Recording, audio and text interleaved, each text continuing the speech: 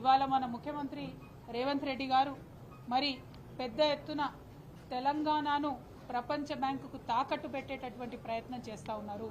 గత 10 సంవత్సరాలలో ఎన్నడూ కూడా బీఆర్ఎస్ ప్రభుత్వం ప్రపంచ బ్యాంకు నుంచి రుణాన్ని తీసుకునే ప్రయత్నం చేయలేదు.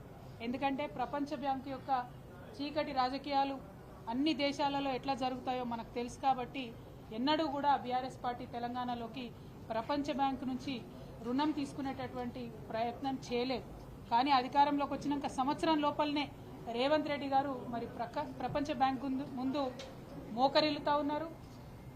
మూసీ నదీ పరివాహక ప్రాంతాల్లో ఉన్నటువంటి పేద ప్రజల నుండి భూములు లాక్కొని ఆ భూములు ప్రపంచ బ్యాంకులో తాకట్టు పెట్టి రియల్ ఎస్టేట్ ప్రాజెక్ట్ డెవలప్మెంట్ కోసం అని చెప్పి వారు ఈ డిపిఆర్ ఇవ్వడం జరిగింది. ఈ యొక్క ప్రిలిమినరీ ప్రాజెక్ట్ రిపోర్ట్ అనే పేరుతోని వారు ప్రపంచ బ్యాంకుకు ఇచ్చినటువంటి పేపర్ ఏ తారీఖు ఇచ్చింది? ఇది 19 సెప్టెంబర్ 2024 నాడు ఈ కాగితం ఇచ్చినారు. ఇందులో ఇక్కడ పేరు రాసుంది మూసీ రివర్ డెవలప్మెంట్ ప్రాజెక్ట్ అని చెప్పి. కానీ నిన్న సభలో శ్రీధర్ బాబు గారు మూసీ రివర్ డెవలప్మెంట్ ప్రాజెక్ట్ కోసం కాదు, కేవలం మేము మూసీలో నుండి సీవరేజ్ ఇంటర్సెప్టర్స్ కోసం ఇచ్చామని చెప్పడం జరిగింది. కానీ ఈ మొత్తం పేజీలలో చాలా డీటెయిల్డ్గా ఎక్కడెక్కడ రియల్ ఎస్టేట్ని డెవలప్ చేస్తాము, ఎట్లా అయితే ల్యాండ్ పూలింగ్ చేస్తాము, ఎట్లా అయితే పేద ప్రజల నుంచి భూములు లాక్కొని అక్కడ పెద్ద పెద్ద మాల్లు కడతాము అని చెప్పి వారు స్పష్టంగా చెప్పడం జరిగింది. మరి నేను ఏదైతే నిన్న సభలో చెప్పడం జరిగిందో నిర్దిష్టమైనటువంటి సమాచారం ఉంది మా దగ్గర, ప్రభుత్వం ఆల్రెడీ డిపిఆర్ ప్రిపేర్ చేసిందని చెప్పడం జరిగిందో ఈ కాలంలో మీడియా మిత్రులకు కనబడతా ఉంటుంది. ఈ కాలంలో క్లియర్గా whether detailed project report or DPR or detailed engineering design for the project is available అన్న కాడ రాష్ట్ర ప్రభుత్వం అవును ఎస్ అనేటటువంటి సమాధానం ఇచ్చింది. అదే మీరు నిన్న అసెంబ్లీలో మాకు ఇచ్చినటువంటి జవాబు చూసినట్టయితే ఇక్కడ చాలా స్పష్టంగా మా దగ్గర లేదు, ఇంకా డిపిఆర్ ప్రిపేర్ కాలేదు అని చెప్పి వారు జవాబు ఇవ్వడం జరిగింది.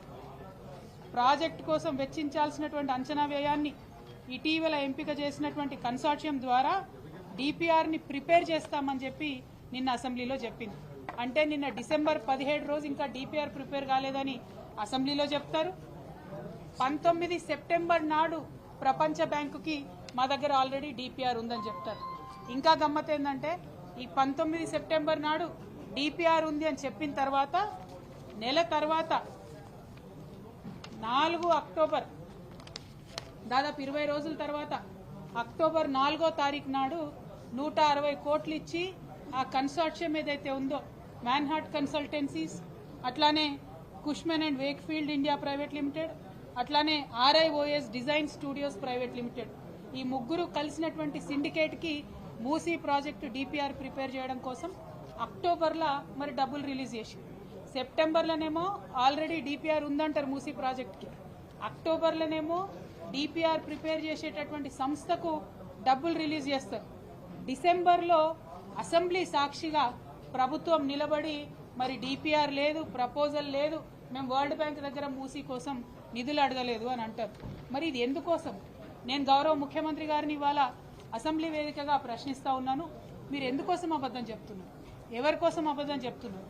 నిజంగా ఏం చేయదలుచుకున్నారు అన్నది ప్రజలకు పారదర్శకంగా చెప్పలేనటువంటి అసక్తత ఏమున్నది?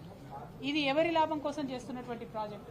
55 కిలోమీటర్లు మూసీ పరివాహక ప్రాంతంలో 10,000 కోట్లతో బ్రిడ్జ్ కడతామని చెప్తున్నారు. దాదాపు 16,000 ఇండ్లను ఇప్పటికే మూసీ పరివాహక ప్రాంతంలో మీరు మార్కింగ్ చేసి పెట్టినారు. వాటి మీదకి ఇవాళ బుల్డోజర్లు పంపుతారా, రేపు బుల్డోజర్లు పంపుతారా అర్థం కానటువంటి ఒక భయానక స్థితి అక్కడ ప్రజల్లో ఉన్నది. మరి ఇప్పటికన్నా మీరు ప్రజలకు స్పష్టత ఇవ్వండి. ఈ ఇండ్లను తీసేస్తామని చెప్పండి. తీసేసిన ఇండ్లకు ఎక్కడ ప్రత్యామ్నాయం ఇస్తారో చెప్పండి. రీహాబిలిటేషన్ ఎట్లా చేస్తారో చెప్పండి. పోనీ రేపు వచ్చేటటువంటి రియల్ ఎస్టేట్ డెవలప్మెంట్లో ప్రజలకు ఏమొస్తుందో చెప్పండి. దీనివల్ల రాష్ట్రానికి ఏం లాభమో చెప్పండి. ఇవి చెప్పకుండా దాసిపెట్టి దాపరికంగా ఎందుకు ఇట్లా వ్యవహారం ప్రభుత్వం చేస్తుందని మేము స్పష్టంగా ప్రశ్నిస్తూ ఉన్నాం. ఒక్క మూసీ విషయంలోనే కాదు, ఒక పేద ప్రజల విషయంలోనే కాదు, తెలంగాణ అస్తిత్వానికి సంబంధించి చేసేటటువంటి దాడిలో తెలంగాణ తల్లి విగ్రహం తయారు చేస్తే సంవత్సర కాలం పాటు ఎవ్వరికి తెలియదు ఎట్లా ఉంటుందో. వాళ్ళు తెలంగాణ తల్లి పేరుతోని కాంగ్రెస్ మాత విగ్రహం తయారు చేస్తారు.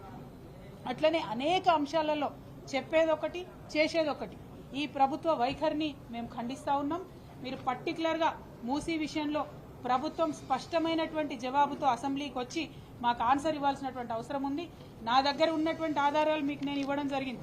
మీరు కిషన్ రెడ్డి గారికి రాసినటువంటి ఉత్తరంలో కూడా చాలా స్పష్టంగా Musi river front development project అని చెప్పి 14,000 కోట్లు అడిగినరు.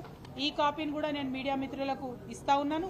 మీరు కేంద్ర ప్రభుత్వానికి ఒక మాట, ప్రపంచ బ్యాంకుకు ఒక మాట, అసెంబ్లీలో ఒక మాట, పేద ప్రజలకు ఒక మాట ఎట్లా చెప్తారు?